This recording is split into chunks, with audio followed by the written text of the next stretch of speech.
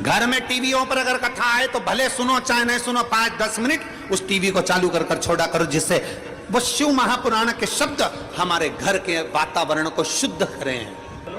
वो केकई अयोध्या में रहती थी, राम जी के साथ रहती थी, दशरथ कौशल्या सुमित्रा के साथ रहती थी, गुरुजी रोज का ज्ञान देते थे, पति रोज सूर्य को अर्घ चढ़ाता था, तो भी वो केकई की बुद्धि बदली क्या?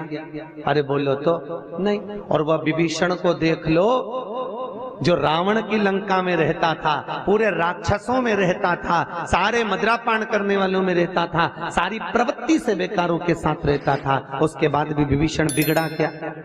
अरे बोलो तो केकई सुधरी नहीं और विभीषण बिगड़ा। अगर संगत का असर होता तो विभीषण कब का बिगड़ गया होता, संगत का असर होता तो फिर तो केकई भी कब की सुधर गई होती। पर संगत से मूलता शिव पुराण नहीं करती, शिव पुराण कहती है संस्कार की मूलता है कि हमारे संस्कार कैसे हम क्या दे रहे हैं बच्चों।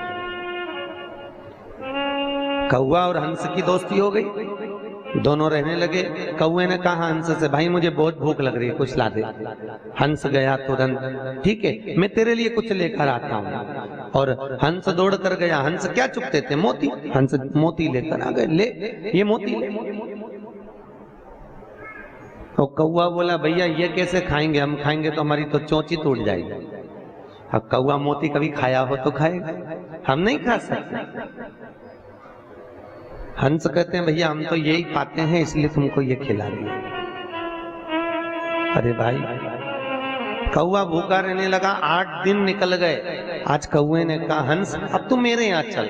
हंस को ले गया। कौवा कहाँ रहता था? शमशान में, बड़ के पेड़ के ऊपर। हंस को भी बिठा लिया और एक मरे कुत्ते का मांस उठाकर हंस को ला कर दिया। हंस ने कहा ये क्या है? कौवा बोला ले हम तो ये खाते हैं, जो खाते हैं तुम्हारे लिए ला दिया। हंस बोला मैं मर जाऊंगा पर ये गंदी चीज नहीं खाऊंगा। अरे हम तो यही खाते हैं इसलिए तुम भी खा लो। नहीं नहीं मैं खाने वाला नहीं हूं, ये तो मैं नहीं खाऊंगा।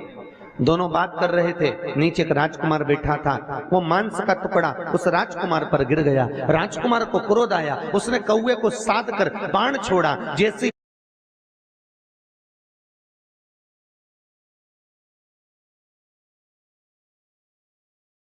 छोड़ा, कौवा उड़ गया और हंस को बाण लग गया। हंस जमीन पर गिर गया।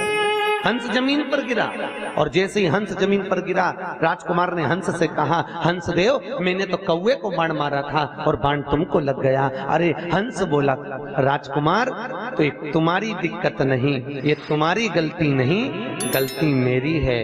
मैं बुरे की संगत में बैठ गया और बुरा व्यक्ति बुरा काम करके निकल गया और अच्छा व्यक्ति जेल में धरा गया।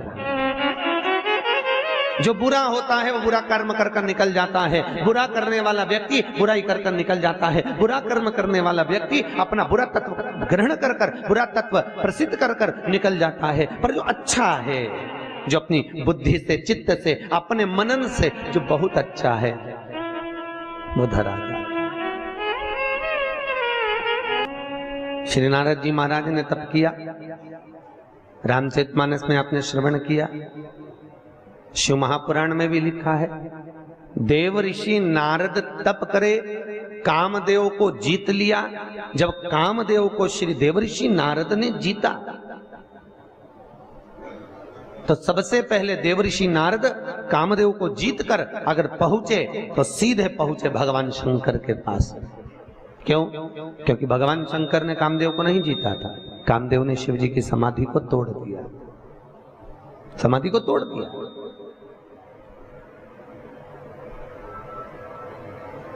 अब दुनिया के लोगों ने कहा बताओ वो देवऋषि नारद काम को जीत लिए पर भोलेनाथ काम को नहीं जीत पाए। भैया तुमको कौन समझाए? वो कामदेव शंकर भगवान का साड़ू भाई था। दक्ष प्रजापति ने रति भी आई थी कामदेव को, सती भी आई थी। अरे बोलो तो महादेव को, शंकर जी को। अब ईमानदारी से बोलो, साड़ू भाई आएगा तो सम्मान करने के लिए खड़ा होना पड़ेगा कि नहीं होना पड़ेगा? तो कई लोगों ने कहा भगवान भोलेनाथ को तो आंख बंद करके बैठे रहना था, कामदेव क्या बिगाड़ लेता? कामदेव ने भगवान शिव की समाधि क्यों तोड़ी और भगवान शंकर ने समाधि क्यों तोड़ी? वो तो बैठे रहते। भैया धर्म पत्नी के रिश्तेदार अगर आए तो पति का फर्ज है कि थोड़ा सम्मान देना पड़ता है। नी दे अवरिंदो।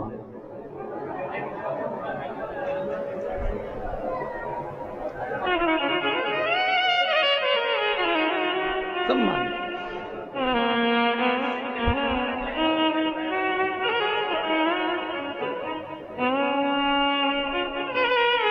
अभी हमारे बनवारी लाल जी मामा जी को लेकर आए थे और इनके माता के पक्ष के मामा जी थे, तो भी सम्मान दे रहे थे कि भैया ये हमारे मामा पक्ष के हैं, हमारे मामा है। फिर कहा ये मामा की बहू है, सम्मान दे। अब देवऋषि नारद को क्या दिक्कत? देवऋषि नारद तो अपने आनंद मस्ती में, पर भगवान शिव को तो पूरी रिश्तेदारी देखना पड़ेगी। सबसे सुंदर अगर कोई रिश्तेदारी निभाना जानता है तो मेरा महादेव जानता है। दुनिया में कोई नहीं जान सकता इतनी सुंदर रिश्तेदारी मेरा शंकर निभाता, मेरा भोलेनाथ निभाता। सबसे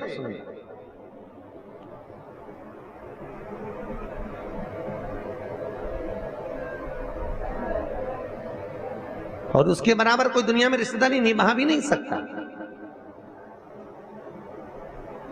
एक केवल महादेव थे भगवान शंकर, जो अपने पुत्र गणेश और कार्तिकेय से कहते थे कि रक्षाबंधन का त्योहार है, जाओ अपनी बहन अशोक सुंदरी के पास जाओ और राखी बंधवा कर आओ। कौन कहते थे? भगवान शिव, भगवान महादेव। जाओ अशोक सुंदरी के पास में जाओ और जाकर राखी बंधवा कराओ। तो कई बार कार्तिकेय तो कहते थे पिताजी हम रक्षाबंधन पर अपनी दीदी क्या नहीं जाएंगे, उसको आना पड़ेगा। वो आए।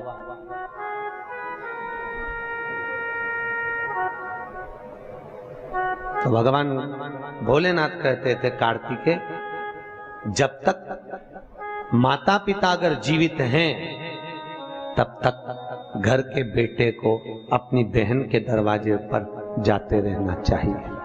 क्यों?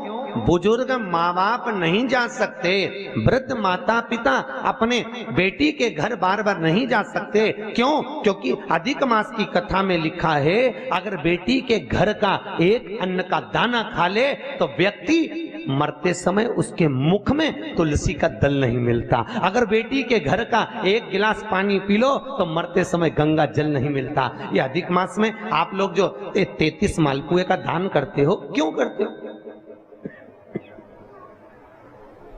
काहे के लिए करते हो? करते हो ना 33 मालपुए, 33 मालपुए, 30 मालपुए 30 दिन के, 31वां मालपुआ हमने अगर ब्राह्मण गुरु के घर का खाया हो तो दोष ना लगे। 32वें नंबर का मालपुआ हमने अगर बेटी के घर का, बहन बेटियों के घर का खाया हो तो दोष ना लगे। और 33वें नंबर का मालपुआ हमने अगर मान लो सूतक या सावड़ का खाया हो तो हमको दोष ना लगे। इसलिए 33 मालपुए का दान होता है अधिक मास में। यहाँ करते हैं सब लोग दान मालपुए का। 33 मालपुए दान किए जाए। अगर हमने बेटी के घर का कुछ खाया हो तो दोष ना लगे, उसके लिए। और मालपुए का भी क्रम आपको वर्णित है, पहले भी आपको बताया है कि 90 नंबर के मालपुए पर अगर लौंग रखकर दान कर दी जाए तो नारी कभी विधवा होकर नहीं मरती, अखंड सौभाग्य लेकर जाती है। 11वें नंबर के मालपुए पर अगर सिक्का रखकर दान कर दिया जाए तो जिंदगी में कभी लक्ष्मी की कमी नहीं आती। 21वें नंबर के मालपुए पर तुलसी का पत्ता रखकर दान कर दो, कभी जीवन में संपदा की कमी नहीं रहती। जिस व्यक्ति के यहाँ कोई ना कोई बीमार पड़ा रहता हो तो 14वें नंबर के मालपुए पर लाल कलर का छोटा सा कपड़ा रखकर दान कर दीजिए। घर में कभी जिंदगी में कोई बड़ी बीमारी नहीं आएगी, ना हार्ट अटैक, ना एक्सीडेंट, ना कभी शुगर, ना कभी ब्लड प्रेशर। इतना मालपुए का महत्व है। अधिक मास के एक एक मालपुए का अलग अलग वर्णन अधिक मास की किताब में लिखा हुआ। अधिक मास की कथा में वर्णन अलग अलग मालपुए का क्रम है कि अधिक मास में हमें किस मालपुए पर क्या रखकर दान देना चाहिए। कैसा नियम है, कैसा हम कैसे आज हम कहीं बेटी के घर का अन्न अगर पा लिए हैं तो यहाँ शास्त्र कह रहा है, भगवान शिव कह रहे हैं कि अगर माता पिता जीवित हैं और माता पिता अपने बेटी के घर अगर नहीं जा सकते तो वो अपने बेटे को कहते हैं कि तू जा, और तू जाकर अपनी बेटी के यहाँ अपनी बहन के घर जाकर रक्षाबंधन पर राखी बंधो, जाओ तुम जाओ। और भगवान गणेश जी महाराज राखी काय पर बैठकर बांधी जाती है? अरे बोलो तो, एक चौकी पर, पाटे पर, आसन पर बिठाकर रक्षा सूत्र बांधा जाता है। राखी बांधने के बाद बहन भाई के माथे पर, अरे बोलो तो, तिलक कर दो। आप लोग भी तिलक करते हैं। तिलक क्यों किया जाता है? तो कहते हैं ये तिलक हमारे यहाँ शुभ कार्य का प्रतीक है। पर तिलक प्रतीक है, पर जो चावल हम तिलक में लगाते हैं ये क्यों लगाते हैं?